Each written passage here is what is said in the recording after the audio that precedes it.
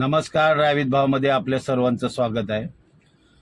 इतकी 40-50 लाखाची गाडी घ्यायची आणि याला बोलतात ना, आपल्याच हातानं आपला खड्डा खोदायचा, तशातली परिस्थिती आहे. म्हणजे थोडीशी बुद्धी, जशी गाडी विकत घ्यायला तुम्ही पैसे खर्च केलं तर थोडीशी बुद्धीनं ते पैसे अजून खर्च केले असते तर बुद्धी विकत घेता आली असते, असं म्हणावं लागेल इथे.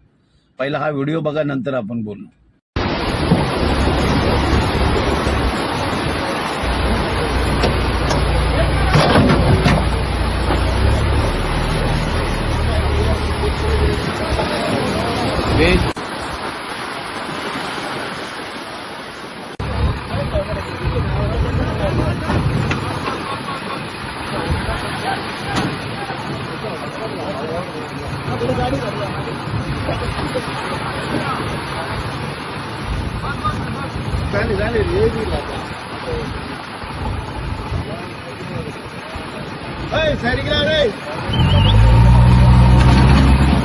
तुटली, बरीच तुटली.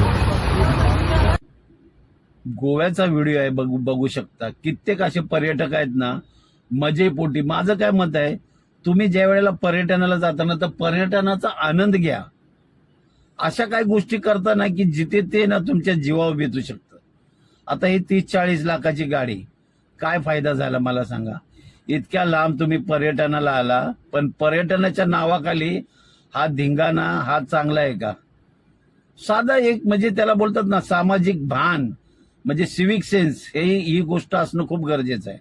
की आपण रेतीमध्ये ज्यावेळेला आपण गाडी चालवतो त्यावेळेला गाडी स्लिप होऊ शकते, गाडीचे टायर त्याच्यात रुतू शकतात आणि समुद्राला भरती आल्यानंतर त्याची काय परिस्थिती होईल, हे थोडंसं भान असणं गरजेचं आहे. पण काय लोकांना म्हणतात ना, पर्यटनाच्या नावाखाली उच्छाद मांडतात आणि जे करायचं नाही ना ते करून बसतात. आणि मग समाज माध्यमावर हे असे व्हिडिओ येतात. मुळात ड्रायव्हर सीटवर बसल्यानंतर त्याला कळायला पाहिजे की आपण हे पाणी किती खोल आहे, ह्याच्यात गाडी आपण घालायची का नाही, या गोष्टी कळायला पाहिजेत. ती साधारण गाडी काय 2-4 लाखाची नाही, 30-40 लाखाची गाडी आहे. मेहनतीचे पैसे आहेत ते. तुम्ही मेहनत केल्यानंतर त्या पैशाने गाडी आलेली आहे. आता खर्च वेगळा, तो जेसीबी आला त्याला खर्च, ते गाडीचं मध्ये पाणी शिरलं असेल ते खर्च, आणि डोक्याला ताप हा वेगळा. त्यामुळं पर्यटनाला ज्या वेळेला जाता त्यावेळेला फक्त पर्यटनाचा आनंद घ्या. अशा काही गोष्टी करू नका जे तुमच्या जीवावर बेतू शकतं. तुम्हाला काय वाटतं ह्या व्हिडिओबद्दल नक्की कमेंटमध्ये सांगा.